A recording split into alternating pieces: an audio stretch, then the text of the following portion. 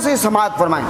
جب اللہ تعالیٰ نے یہ دنیا بنائی تو اس میں ہر طرف زمین پر پانی پھیلا ہوا تھا، زمین پر پانی پھیلا ہوا تھا، ہر جانب پانی کی حکمرانی تھی، نہ زمین تھی نہ زماں تھا۔ تو اللہ تعالیٰ نے کیا کیا، قرآن مجید میں آتا ہے وَكَانَ عَرْشُهُ عَلَى الْمَاءِ، جس پانی پر عرش الہی تھا، جس پانی پر عرش الہی تھا، اللہ تعالیٰ نے اپنی حکمت اور دانش سے اس جگہ پر جھاگ کو جمع کر دیا، جھاگ کو جمع کر دیا، اور اس جگہ جہاں پر جھاگ جمع ہو گئی بالکل مشرق سے لے کر مغرب سے تک، شمال سے لے کر جنوب تک اللہ تعالیٰ نے اس جھاگ کو پھیلا دیا۔ جب اللہ تعالیٰ نے اس جھاگ کو پھیلا دیا پھر کیا ہوا، جب جھاگ درمیانی جگہ پر جمع ہو بالکل اسی جگہ پر بیت اللہ خانہ کعبہ شریف کی تعمیر ہوئی، اور سب سے پہلے خانہ کعبہ کی تعمیر کس نے کی ہے؟ فرشتوں نے کی ہے۔ خانہ کعبہ کی تعمیر کے 200 سال کے بعد آدم علیہ السلام آئے، پھر آدم علیہ السلام نے خانہ کعبہ کی تعمیر کی، اور یہاں تک کہ خانہ کعبہ کی تعمیر جب آدم علیہ السلام نے کی اور بڑے بڑے وزنی پتھر تھے، یعنی کہ ایک پتھر کو 40 آدمی بھی مل کر 30 آدمی مل کر اٹھاتے تھے، تو فرشتوں نے حضرت آدم علیہ السلام کی مدد کی، خانہ کعبہ کی تعمیر کی۔ اور ہندوستان سے حضرت آدم علیہ السلام جب حج کے لیے خانہ کعبہ جاتے تھے تو 3 دن آپ چلتے تھے، پیدل چل کر حضرت آدم علیہ السلام حج کے لیے جاتے تھے، اور جس جگہ پر آدم علیہ السلام کا قدم پڑتا تھا وہاں گاؤں بن جاتے تھے، گلزار بن جاتا تھا، باغات بن جاتے تھے، یہ برکات تھی۔ یہاں تک حضرت آدم علیہ السلام کے بارے میں آتا ہے کہ آپ نے 40 سال یعنی کہ 40 مرتبہ، یا اس سے مختلف روایت میں آتا ہے کہ آپ نے پیدل حج کیے آدم علیہ السلام نے۔ اس کے بعد یہ ہوا کہ آدم علیہ السلام نے جب خانہ کعبہ کی تعمیر کی اور آدم علیہ السلام جب طواف سے فارغ ہوئے تو اللہ تعالیٰ نے فرمایا اے آدم تو نے حج پورا کر لیا؟ اللہ تعالیٰ نے آدم علیہ السلام سے پوچھا، وحی کی، اے آدم تو نے حج پورا کر لیا؟ آدم علیہ السلام نے جواب دیا ہاں یا رب۔ تو اللہ تعالیٰ نے فرمایا کہ حاجت کا سوال کر، تیری کیا حاجت ہے؟ تو نے خانہ کعبہ کی تعمیر بھی کر دی، اب تو طواف کرا، حاجت کیا ہے؟ آدم علیہ السلام نے اللہ تعالیٰ کی بارگاہ میں عرض کیا، میری حاجت یہ ہے کہ میری اور میری امت کی مغفرت ہو جائے، میری اور میری امت کی مغفرت ہو جائے۔ تو اللہ تعالیٰ نے فرمایا جو میری پہچان کرے، جو مجھ پر ایمان لائے، رسولوں اور کتابوں کی تصدیق کرے، اللہ تعالیٰ نے فرمایا ہم اس کے گناہ بخش دیں گے، ہم اس کے گناہ بخش دیں گے۔ المختصر بات یہ ہے، پھر اللہ تعالیٰ نے آدم علیہ السلام نے اللہ تعالیٰ کی بارگاہ میں عرض کیا، یا اللہ ہر مزدور جو مزدوری کرتا ہے اس کو مزدوری ملتی ہے، میں نے جو تیرے گھر خانہ کعبہ کی تعمیر کی ہے اس پر میری مزدوری کیا ہے؟ اللہ تعالیٰ نے فرمایا کہ جب تیری اولاد اس کا طواف کرے گی میں اس کو بخش دوں گا۔ تو آدم علیہ السلام نے پھر اللہ تعالیٰ کی بارگاہ میں عرض کیا، مولا کچھ اضافہ کر۔ اللہ تعالیٰ نے فرمایا کہ ہر اس شخص کی مغفرت کر دی جائے گی جس کے حق میں طواف کرنے والے دعا کریں گے، جس کے حق میں طواف کرنے والے دعا کریں گے، اللہ تعالیٰ نے فرمایا ہر اس شخص کی مغفرت ہو جائے گی۔ اچھا، اسی طرح داؤد علیہ السلام نے اللہ تعالیٰ کی بارگاہ میں عرض کیا کہ اللہ تعالیٰ نے فرمایا جو میرے گھر کی زیارت کرے اس کو میں دنیا میں معافی دوں گا اور بوقت ملاقات اس کے میں گناہ بخش دوں گا۔ محترم حضرات، آدم علیہ السلام نے خانہ کعبہ کی جب یہ تکمیل کی اور آدم علیہ السلام کے وصال کے بعد پھر آپ کو پتہ ہے کہ حضرت نوح علیہ السلام کا زمانہ آیا، اور حضرت نوح علیہ السلام کا جب زمانہ آیا تو نوح علیہ السلام کی جو قوم تھی، امت تھی، بڑی نافرمان تھی۔ نوح علیہ السلام نے ان کو تبلیغ کی، واعظ کیا، نصیحت کیا۔ جب نافرمانی اس قدر حد سے بڑھ گئی، حضرت نوح علیہ السلام کی قوم پر جب اللہ کا عذاب آیا، اللہ تعالیٰ نے خانہ کعبہ کو آسمان پہ اٹھا لیا، آسمان پہ اٹھا لیا، یہاں تک کہتے ہیں کہ صرف ایک ٹیلا باقی رہ گیا تھا۔ جو لوگ طواف کرنے آتے تھے ٹیلے کے گر کرتے تھے۔ پھر یہاں تک کہ حضرت ابراہیم علیہ السلام کا دور آیا، پھر حضرت ابراہیم علیہ السلام نے یہاں تک کہ آ کر خانہ کعبہ کی تعمیر کی۔ حضرت ابراہیم علیہ السلام، اسماعیل علیہ السلام نے خانہ کعبہ کی تعمیر کی، اور حضرت ابراہیم علیہ السلام کو کیسے پتہ چلا کہ یہ خانہ کعبہ ہے؟ ایک روایت میں یہ بھی آتا ہے کہ ایک اللہ تعالیٰ نے ایک بادل بھیجا، اس بادل نے آ کر سایہ کیا کہ ابراہیم علیہ السلام کو پتہ چل گیا کہ یہاں خانہ کعبہ ہے۔ تو یہ مختلف چیزیں ہیں۔ اور ایک روایت میں آتا ہے کہ اللہ تعالیٰ نے ایک تیز ہوا بھیجی ہے، تیز ہوا، جس سے بیت اللہ کی جو بنیادیں تھیں وہ زہر ہو گئی۔ ابراہیم علیہ السلام کو پتہ چل گیا یہ بیت اللہ کی بنیادیں ہیں۔ وہاں پر حضرت ابراہیم علیہ السلام نے دوبارہ خانہ کعبہ بیت اللہ کو تعمیر کیا۔ محترم حضرات، اسی طرح جب ابراہیم علیہ السلام نے خانہ کعبہ کی تعمیر کی، قرآن پاک میں آتا ہے وَإِذْ بَعْوَانَ لِإِبْرَاهِيمَ مَكَانَ الْبَيْتِ، جب کہ ہم نے ابراہیم علیہ السلام کو اس گھر کا پتہ دیا تو ابراہیم علیہ السلام نے خانہ کعبہ کی تعمیر کی۔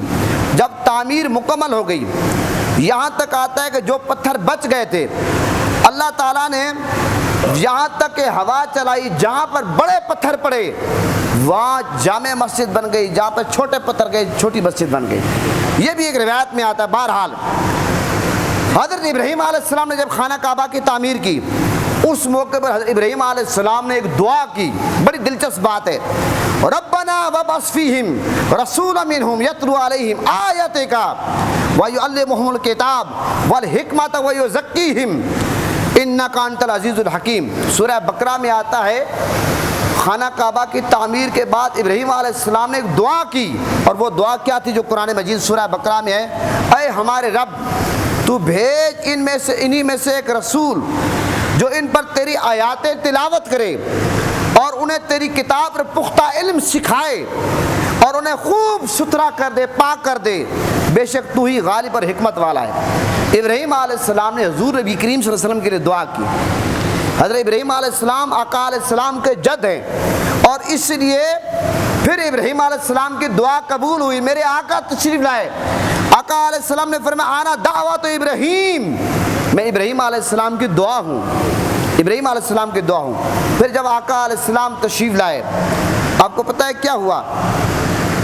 آقا علیہ السلام تشریف لائے تو اس وقت خانہ کعبہ میں آپ کو پتہ ہے کہ جب آقا علیہ السلام نے باقاعدہ نبوت کا اعلان کیا، اسلام پر بہت مشکلات آئی۔ آقا علیہ السلام نے ہجرت فرمائی مکہ سے مدینہ۔ حضور نے فرمایا مکہ تجھ سے مجھے بہت محبت ہے، اگر یہاں سے مجھے نکلنے پہ مجبور نہ کیا جاتا میں یہاں سے نہ جاتا۔ آقا علیہ السلام نے ہجرت فرمائی۔ المختصر بات یہ ہے، جب آقا علیہ السلام نے ہجرت فرمائی اور پھر اسلام کو عروج ملا، جنگیں ہوئی، ایک وقت وہ آیا کہ مکہ فتح ہو گیا۔ جب مکہ فتح ہوا اور مکہ میں کچھ بت تھے، آقا علیہ السلام نے اس موقع پر اپنی چھڑی سے بتوں کو اس طرح ہٹایا، اور یہاں تک یہ آیت آقا علیہ السلام نے تلاوت فرمائی، جال حق وزہق الباطل ان الباطل کان زہوقا، یعنی کہ حق باطل گیا اور حق آ گیا۔ یہ آقا علیہ السلام نے دعا مانگی اور یہ قرآن کی آیت تلاوت فرمائی۔ اور اس موقع پر حضرت علی رضی اللہ عنہ، ایک روایت میں آتا ہے جو بت اونچی جگہ پر تھے، حضرت علی نے حضور کی بارگاہ میں عرض کیا، یا رسول اللہ ایسا ہے کہ آپ میرے کاندھوں پہ سوار ہو کر ان بتوں کو ہٹائیں۔ تو اس موقع پر آقا علیہ السلام نے فرمایا کہ علی تجھ میں اس قدر کہاں وہ ہے کہ تو میرا وزن برداشت کر سکے، لیکن میرے آقا مسکرا پڑے۔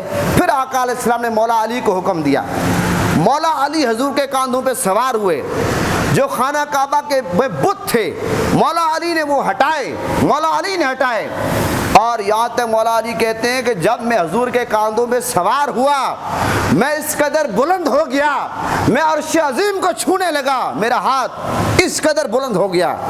ایک ہجرت کی رات تھی کہ جب تاجدار صداقت حضرت ابوبکر صدیق کے کاندھوں پر تاجدار مدینہ سوار ہوئے، اور ایک یہ رات ایک دن تھا کہ جب خانہ کعبہ میں بت ہٹانے تھے خانہ کعبہ سے، تو مولا علی تاجدار مدینہ کے کاندھوں پہ سوار ہوا۔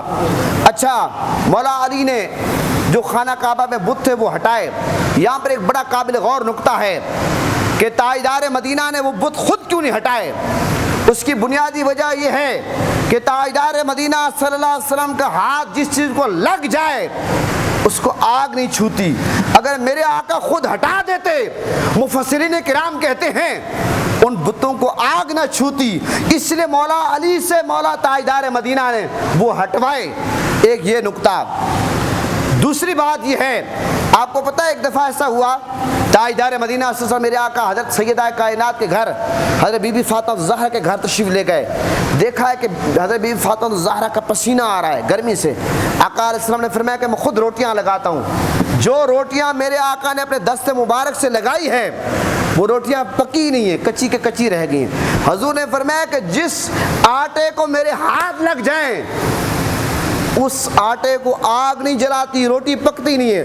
اب جن بتوں کو میرے آقا ہاتھ لگا دیتے تو وہ بت ان کو آگ نہ چھوتی، اس لیے تاجدار مدینہ نے مولا علی کو اپنے کاندھوں پہ سوار کیا اور یہ بتوں کو ہٹایا۔ محترم حضرات، یہ بتوں کا صفایا تاجدار مدینہ نے مولا علی کو اپنے کاندھوں پہ سوار کر کے اس طرح تاجدار مدینہ نے خانہ کعبہ سے بتوں کا صفایا کیا۔ المختصر یہ ہے، خانہ کعبہ جو ہے اس کی تعمیر 6 مرتبہ ہوئی۔ سب سے پہلے خانہ کعبہ کی تعمیر کس نے کی؟ فرشتوں نے کی ہے۔ دوسرے نمبر پر خانہ کعبہ کی تعمیر کا اعزاز کس کو حاصل ہوا؟ حضرت آدم علیہ السلام کو۔ تیسرے نمبر پر حضرت ابراہیم علیہ السلام کو۔ چوتھے نمبر پر خانہ کعبہ کی جو تعمیر ہے یہ قریش نے کی ہے۔